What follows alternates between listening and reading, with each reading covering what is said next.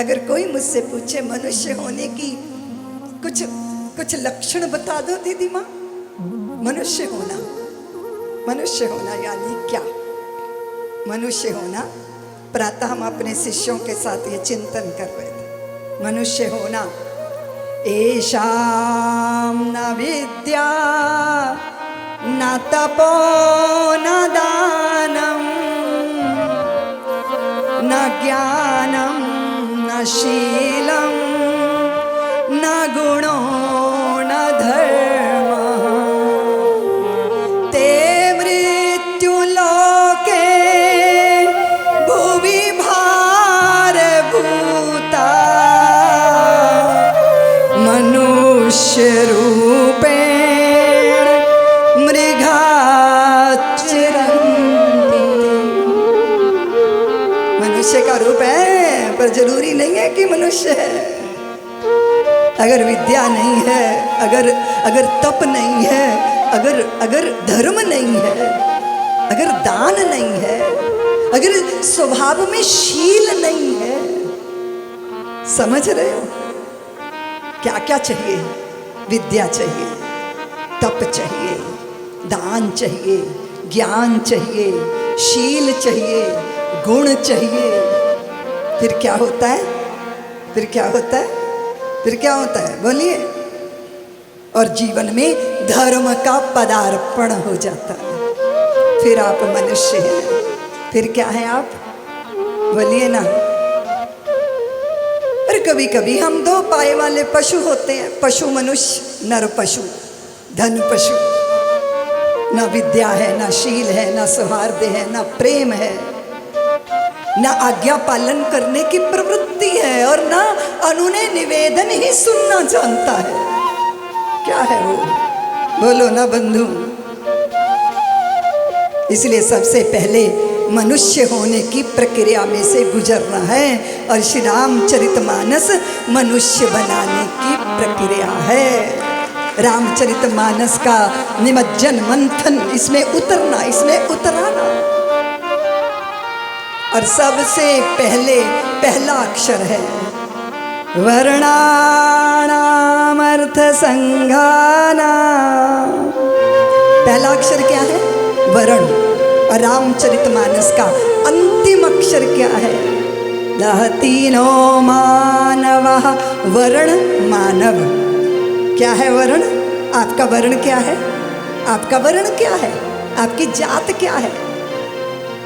यहाँ त्रियक है, कोई पशु है, कोई पक्षी है, कोई चौपाया है, कोई सर्प की जाति के हैं, कोई कछुए हैं, कोई पेट के बल चलते हैं, कोई चार पाँव, कईयों के तो हजार सैकड़ों पैर हैं। वो जात है उनकी। हमारी जात क्या है? मनुष्य। क्या है? भगवान का अवतरण किस जाति में हुआ देवियों? किस वर्ण में हुआ? हाँ? विप्रधेनु सुर संतहित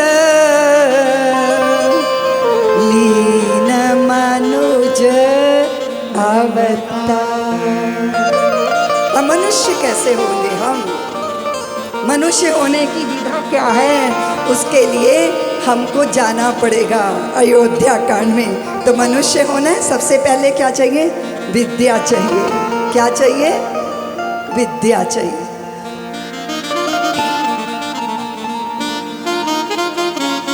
गुरु ग्रह पढ़ने गए रघुराई, अल्पकाल विद्या सब गुरु ग्रह पढ़ने गए रघुराई, अल्पकाल विद्या सब गुरु ग्रह पढ़ने गए रघुराई, अल्पकाल विद्या सब। मनुष्य बनने की पहली टकसाल है विद्यालय, और हमारे हैं शिक्षालय। हमारे यहाँ शिक्षा दी जा रही है।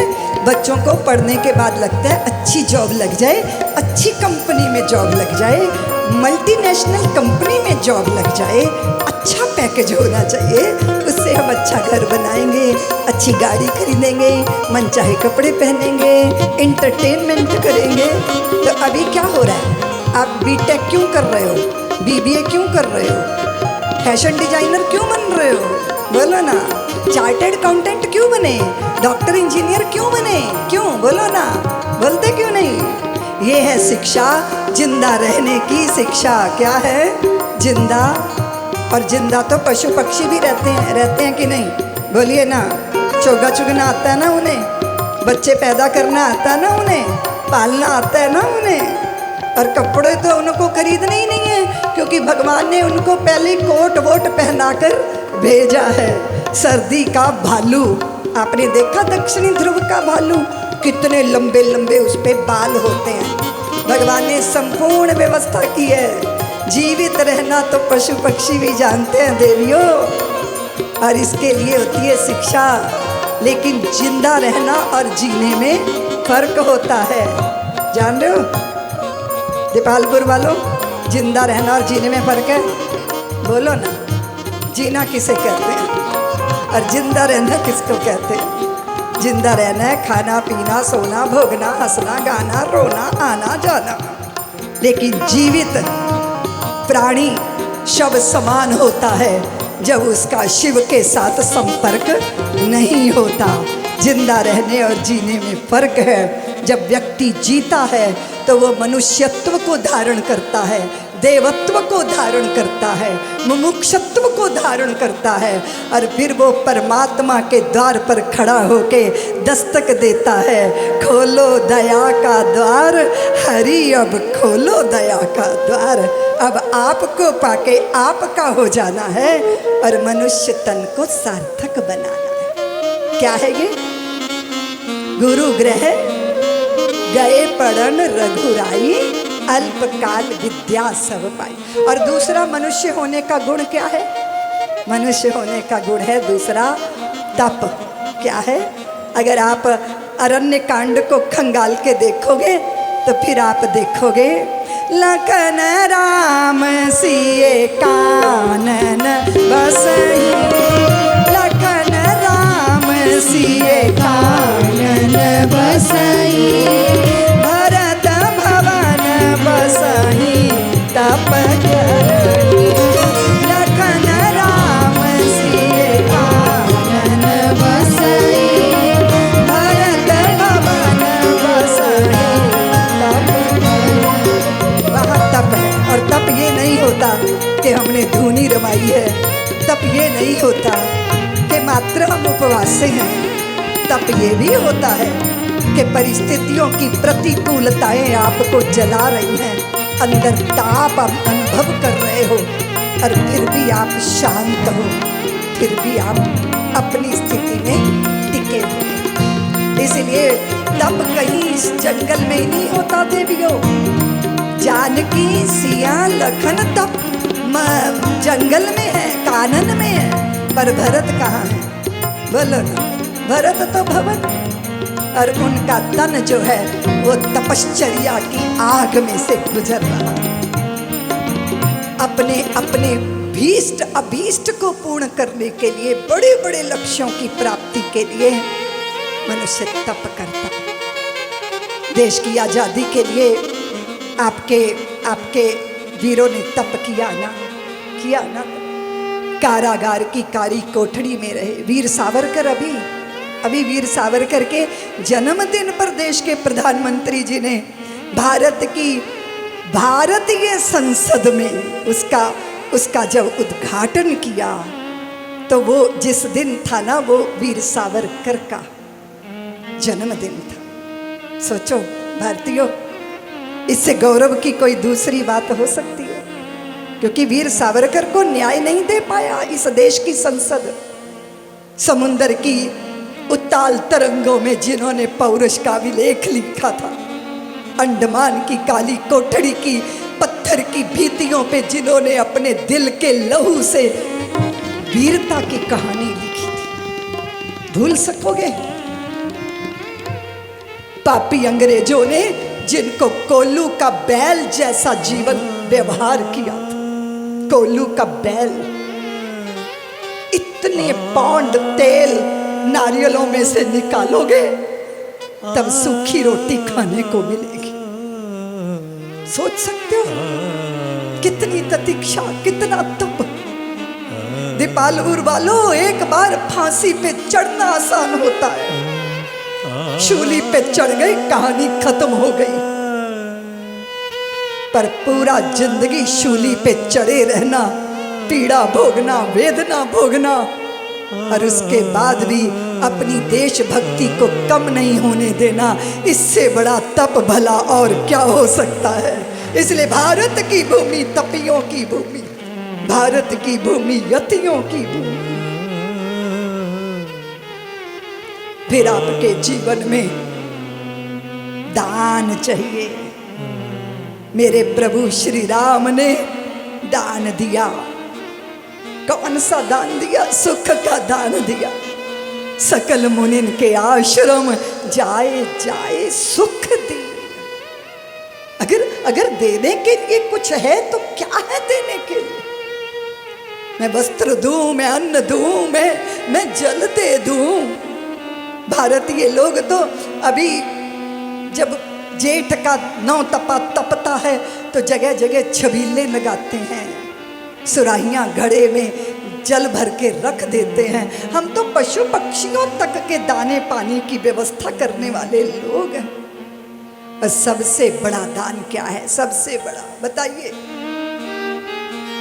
आप कहोगे दीदी माँ हमारे पास तो देने को कुछ ही नहीं, तो मैं कहूंगी कदाचित तुम एक दान दे सकते हो। जानना चाहोगे क्या दान दे सकते हो? क्या दे सकते हो? उसने कहा कि मुझे कुछ दे जाओ, मुझे कुछ दे जाओ, मुझे कुछ दे जाओ। तो उसने पैंट की जेब में हाथ डाला, देने के लिए कुछ न था क्योंकि बटुआ घर भूल आया था।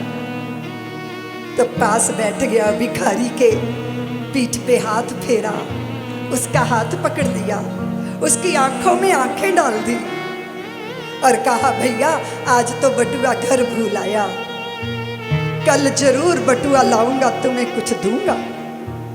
वो भिखारी बोला कि साहब मैं ईश्वर से प्रार्थना करता हूं कि आप रोज बटुआ घर भुलाया करो, तुम ऐसा क्यों कह रहे हो?